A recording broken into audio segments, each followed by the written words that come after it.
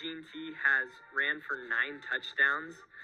That hasn't happened in the first 2 games since Ricky Williams in 1998, where he won the Heisman. So right here, as we see, it's leaves, but in a couple months, it'll be snow. Washington State votes by mail, so your ballot should be mailed to you at least 18 days before the election, so you should have it already. Your ballot packet should include a ballot, a secrecy envelope, and a return envelope. Your ballot must be postmarked no later than Election Day or placed in a ballot drop box by 8 p.m. on Election Day. The T formation offense, he modernized it and brought it to Vegas, where he has 2 running backs on the strong side of the field and he has 1 on the weak side. And what he does is he'll hand it off to the running back on the weak side of the field, and they'll pull the tackle and guard over to bring more blocking protection. And what it does is it basically is kind of eye candy for the defense to look at and say, pre-snap will look way different than post-snap, because it looks like they could either bring a guy out of the backfield and put him at receiver and go from there.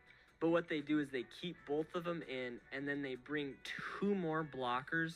So basically it's the original side of the line of scrimmage they had. It's the pulling, guard, and tackle, and then it's the running backs blocking. So you have 3 levels of protection, and it works successful every time I've seen it. And then off that, they have Matthew Sluka, who can run the ball. And so when you have a running game that works really well and a running quarterback, defenses usually tend to stack the box. So I saw a lot of 7, 8 guys in the box for Kansas on defense. The only issue UNLV's had is Sluka has a 44% completion percentage on the season. So usually it would be nice to take shots when there's 7 or 8 guys in the box. We'll see if Sluka can improve, because I think it's even more impressive that they have 2 power conference wins with a quarterback who's been below average passing the ball. So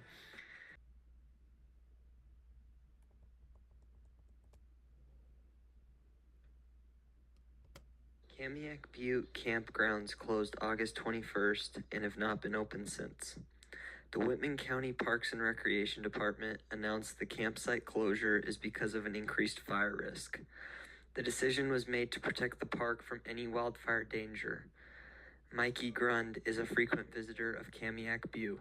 It's kind of sad, makes me think about the environment and how, climate change destroys ecosystems. So what should you do to prevent wildfires? The department asks visitors to be prepared and vigilant. There are fire restrictions in place due to high temperatures and dry conditions. Open fires are not allowed, but cooking with charcoal briquettes or gas grills is still permitted. However, a bucket of water and shovel should always be kept nearby. The Washington State Department of Natural Resources says never walk away from a smoldering campfire and put the fire out cold before leaving. If it's too hot to touch, it's too hot to leave. They are doing this because in 2016, there was a fire that burned 10 acres at Kamiak Butte. Kamiak Butte